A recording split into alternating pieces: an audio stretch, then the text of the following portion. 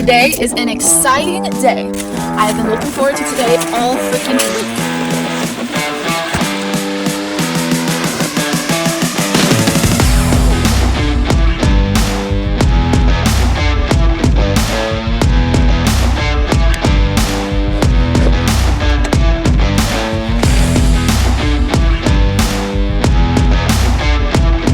Alright, let's go check on these bees.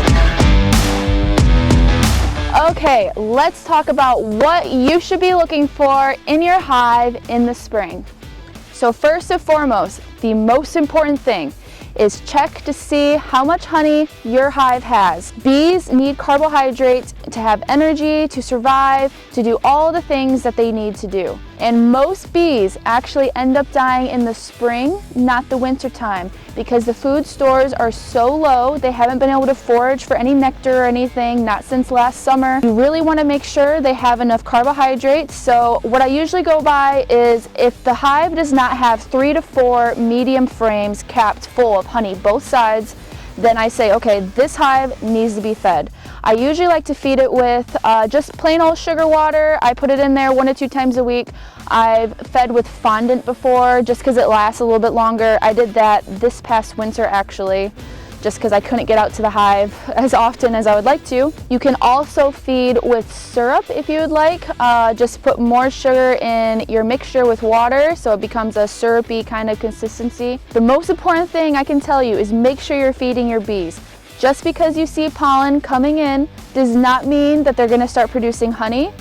I usually say, living here in Michigan, that the nectar does not start flowing until you see the dandelions bloom. So they're going to be bringing in pollen. That's a really good source of protein, but they need those carbohydrates to survive. This is the #1 mistake I see a lot of beekeepers making, is they are not feeding their bees in the spring.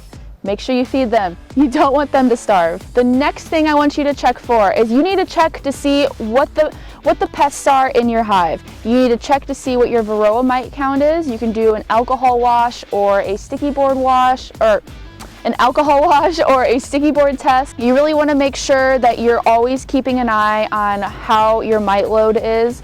You don't want it to get out of hand because it's really hard to come back from that once it does.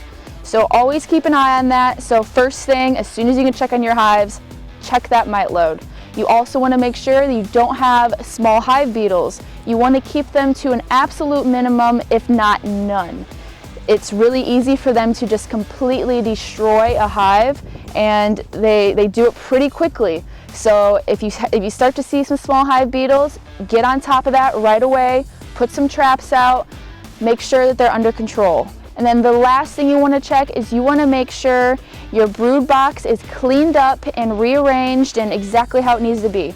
So what happens is, as your bees are searching for food through the winter, they move up in the hive. So sometimes when you check on your bees in the spring, you'll see that they've made a home in the second box, that they're starting to lay eggs in the second box. But you don't want them to have their brood in the middle of the hive, because when they are trying to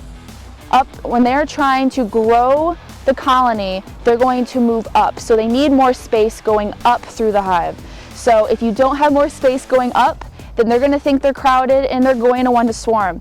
So I've had to do this before. Just sometimes the bottom box is completely empty and they're in that middle box. Just take that bottom box off and put it up on top.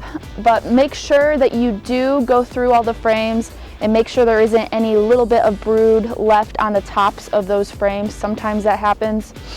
But if you want your bees to succeed this summer and to grow quickly, then make sure that brood box is on the bottom, make sure everything's cleaned up. Another tip that I like to do, just to kind of keep my workspace clean throughout the summertime, is any burr comb that you see on the tops of your frames. That's just the honeycomb that you see the bees making on tops of the frames. Just scrape that off, keep it clean, keep your area and workspace nice and tidy. That way you don't have anything sticking, and then when you put boxes on top, they're not kind of like creating like a little crack in the hive where air can get in. Just keep everything nice and clean. To sum that all up, it's just 3 things. Make sure they have food, make sure the pests are under control, and make sure that bottom brood box is clean and ready to go. One last thing before I forget. I've actually heard of some other beekeepers, I've never done this before, but I've heard of some beekeepers saying that they like to rearrange the frames in their brood box. They say they do this because it encourages the queen to revisit areas that have been abandoned over the winter, so that way they are seeing the entire hive and using all of the space that they have. But that is it. I hope that helps out. Let me know if you have any questions. I will catch you in the next one.